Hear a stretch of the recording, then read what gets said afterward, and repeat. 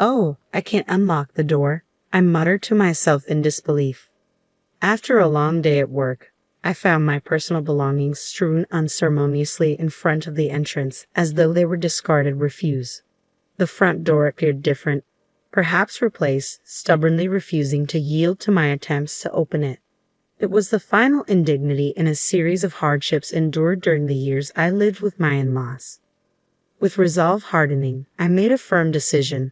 I would not set foot in that house again. Gathering my things, I vowed to pack them into my car and return to the sanctuary of my parents' home. Months passed, and just as suddenly as I had left, a message arrived from my estranged in-laws, rekindling a connection long thought lost. Hello, my name is Emily. I'm 35 years old. My husband, Tom, is 5 years my junior. I was completely focused on my career, and he happened to be my subordinate at work. Honestly, marriage wasn't on my radar. I wasn't keen on the idea of settling down, having never really dated before. Yet I ended up married, all thanks to his persistent pursuit. He assured me I could continue working as I pleased post-marriage, handling all household chores himself. His approach intrigued me about the prospect of marriage. And it's not that I oppose having children. Even though I had never been keen on marriage, thoughts of having children occasionally crossed my mind. Approaching 35, I realized time was running out if I wanted to start a family, so I chose to marry my current husband. Initially, it was just the two of us after we married. True to his word, he supported my career and took on most of the household responsibilities. However, our situation took a sharp turn about 6 months into our marriage when my father-in-law unexpectedly passed away. The sudden loss of my healthy father-in-law left my mother-in-law and my younger sister-in-law, Catherine, who is 33, reeling. They claimed they couldn't manage on their own. She's a freelancer with a decent income, but her focus on fan activities means her financial stability isn't robust. I always felt she should pursue a full-time job. Whenever Catherine approached me along with my mother-in-law, Tom broached the idea of us all living together. Emily, have you considered moving in with my mom and sister? You can continue freelancing as usual, and having them around would lighten the household workload even more. What do you think? Tom, I'm okay with keeping up my work, but I'm not sure about taking on more household chores. If your mom moves in and we're assisting her, shouldn't she be handling most of the household tasks? Fair point. I'll talk to my mom and sister about it. Please think about living together. I'll wait until I hear a clear response from your mother and Catherine. I have my own life and financial considerations to take into account. I've made it clear to my husband that I want all aspects carefully considered. It may seem cold, but caregiving involves careful planning. Ultimately, my husband assured me that his family would manage all household chores. I thought about insisting on a written agreement, but kept that thought to myself. Well, they're technically family, so I trust they'll keep their word. And so we moved into my husband's family home. On our first day there, I paid a visit to greet my mother-in-law. I'm looking forward to living together. As Tom may have mentioned, I'll continue with my work as usual, so I hope you and Catherine can manage the household chores. In response, my mother-in-law didn't even glance at me before remarking, "Why did Tom marry someone like her? She works, so all the household chores will fall on me. Is that acceptable for a wife? Normally, a wife would handle both work and household duties, wouldn't she?" Her expectation that she would do it all was simply unbelievable. She made sure I heard her loud and clear before exiting the scene. What? This isn't what I expected at all. My mother-in-law's words left me feeling uneasy about our future life together. As we busily sorted through our belongings, Catherine suddenly appeared at the doorway and remarked, "I ended up with a less than adorable sister-in-law. Poor Tom." With that, she swiftly departed. Not again. First my mother-in-law, now Catherine. I couldn't understand why they would choose to live with me after speaking about me in such a way. Later, I would discover that it was all about my money. Shortly after moving in together, I noticed something troubling. On our first day under the same roof, despite their earlier sarcastic remarks, both my mother-in-law and Catherine completely ignored me. They managed to prepare meals only when my husband was present, but they made no effort to assist with cleaning or laundry for me. I attempted to confront them about their broken promises several times. However, whenever I addressed my mother-in-law respectfully as ma'am, she would shoot me a sharp glare and walk away, making it clear she had no intention of engaging with me. Catherine didn't behave exactly like her mother. but I found myself unable to protest against either of them. Over time, doing my own laundry and cleaning after returning from work became a regular routine. I wanted to confide in my husband about it, but I hesitated out of sympathy for him. However, their behavior began to worsen. When they faced financial constraints for leisure activities, they started subtly pressuring me for more money. Their approach was evasive, as if they preferred not to confront me directly, leaving notes under my food. Just today, I found a note from my mother-in-law. "We're in a tight spot this month. Could you lend us $300? I considered discussing it with my husband, but he seemed strapped for cash due to social obligations and drinking habits, requesting, "Could we cut down on expenses this month?" Back when he was my subordinate, I always made sure he didn't overspend on unnecessary parties. However, after changing departments post-marriage, he found it difficult to decline invitations, and these expenses began to accumulate. I found it difficult to bring up the financial demands with him, so reluctantly, I gave in to their requests, treating it as a loan. This pattern persisted for 2 years. My husband grew increasingly comfortable with not contributing to household expenses, often urging me to cut costs each month with seeming indifference. Even I had grown accustomed to this routine. I felt trapped in a cycle of endless schemes, yet there was something else I continued to do. I'll explain that shortly. One day, upon returning from work, I found numerous items scattered outside the house. Upon closer inspection, I realized they were my belongings. "What is this?" I seethed with anger at the sight of my belongings treated so disrespectfully. Determined to voice my grievances, I attempted to unlock the front door, only to find that my key no longer worked. Damn it. They changed the locks while I was gone. I can't take this anymore. Surveying my scattered belongings, I pondered my next steps. That's when I noticed another note beneath the items. It read, "Don't ever return. We don't want to see your face. Consider yourself lucky we didn't toss out your stuff." What terrible in-laws. My mother-in-law and Catherine were undoubtedly the masterminds behind this. I wondered what Tom had said about the situation, but by now, it didn't matter to me. Luckily, I had my car keys handy. I quickly loaded as many of my belongings as I could into the car and drove straight to my parents' house. I felt relieved knowing my things were safe. At least my work wouldn't be affected the next day. Arriving at my parents' home, they were visibly shocked but warmly welcomed me back. It felt comforting to be in my childhood home again, a place I hadn't visited much in the past 2 busy years. Sipping the tea my mother brewed, surrounded by the familiar warmth, my father asked me, "Why did you bring all your belongings here?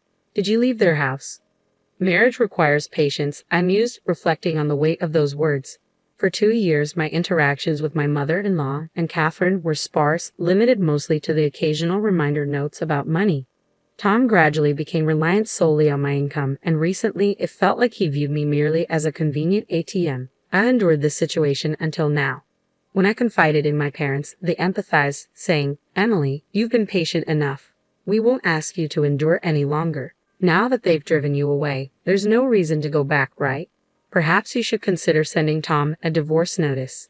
That's true. He seemed like a decent young man when you marry him, but money has a way of changing people. It's a shame.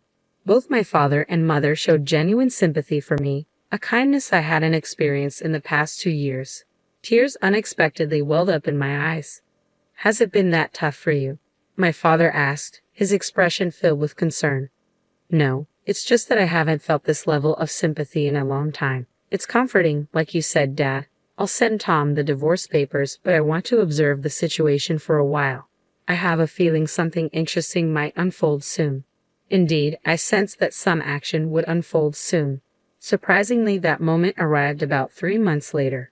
By then, I had moved out of my parents' home and settled into a new apartment of my own. Never did I imagine reclaiming control over my earnings to spend as I please. I hired a household service for chores, freeing me to enjoy my days off with trips and purchases I had long desired, unrestrained. Each day reminded me of the value of my hard-earned income. I began questioning why I endured those 2 years. It dawned on me that perhaps I had been influenced or even manipulated by my in-laws. Then, precisely 3 months after my keys were changed and my belongings cast out, my smartphone buzzed with an unexpected call. Initially, I considered ignoring it. After dismissing the first call, my phone buzzed again, then a third time in rapid succession. They must be in some trouble, I surmised. I picked up the next call, and immediately the fourth one came through. Hello. Emily, where are you? I went to your parents' house, but they wouldn't tell me. I also tried your workplace, but they wouldn't disclose your whereabouts. It was my mother-in-law, someone who had ignored me for the past 2 years. Her voice, which I hadn't heard in a long time, sounded cautious. Despite answering the call, I remained silent for a moment, relishing the anticipation of what she might say next. Hello, Emily. Are you there? Come back soon and restore our lives. We can't even afford to go out and enjoy ourselves. What are we supposed to do now?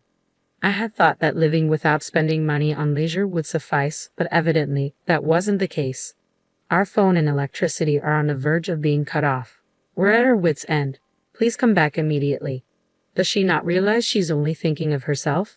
Shouldn't she begin with an apology for throwing me out? Until she grasps that, I had no intention of responding.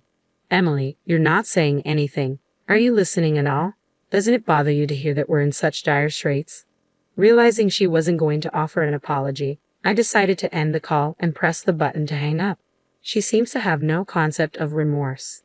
The next day, my phone rang again. Hello, Emily. Why did you ignore Mom's call yesterday?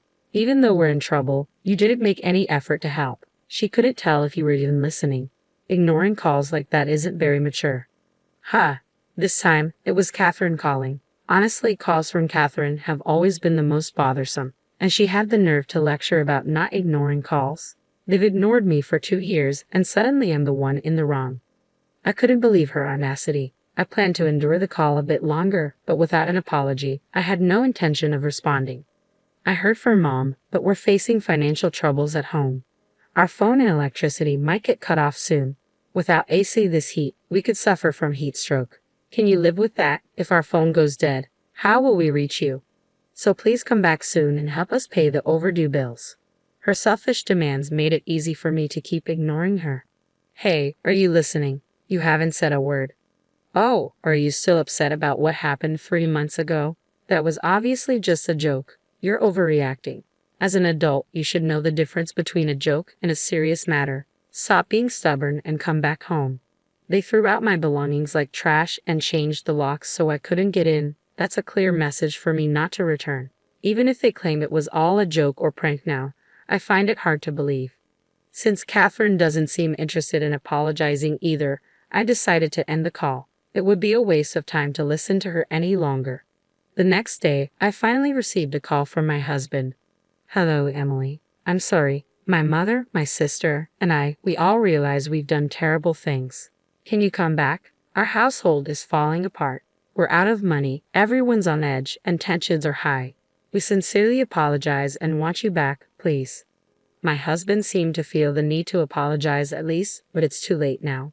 Why did he ignore me for 3 months? If it had only been the first 3 days, I might have considered returning, but it's been 3 months. I've embraced my new life, enjoying every moment of independence. There's no reason for me to return to that family now. I appreciate your apology, but given everything that's happened, I have no intention of coming back. Tom, why were you unreachable for 3 months? How could you do that as a husband? I looked into things, and guess what? I found out you've been cheating, haven't you? That's what the detective agency told me. Thanks for treating me like an ATM for 2 years. I'll be sending divorce papers. Please handle it accordingly. Maybe my husband thought he wouldn't get caught. What a fool. Yet he still had the nerve to say, I want you to come back. So I replied, if you reimburse me for all the living expenses for the 3 of us over the past 2 years and repay the money I lent you, maybe I'll consider it. Let's see, that's about $20,000. Can you manage that? I said mockingly. I knew he couldn't pay, but I said it anyway. After that, my husband fell silent and abruptly ended the call. Perhaps he finally realized my decision was firm. What happened next?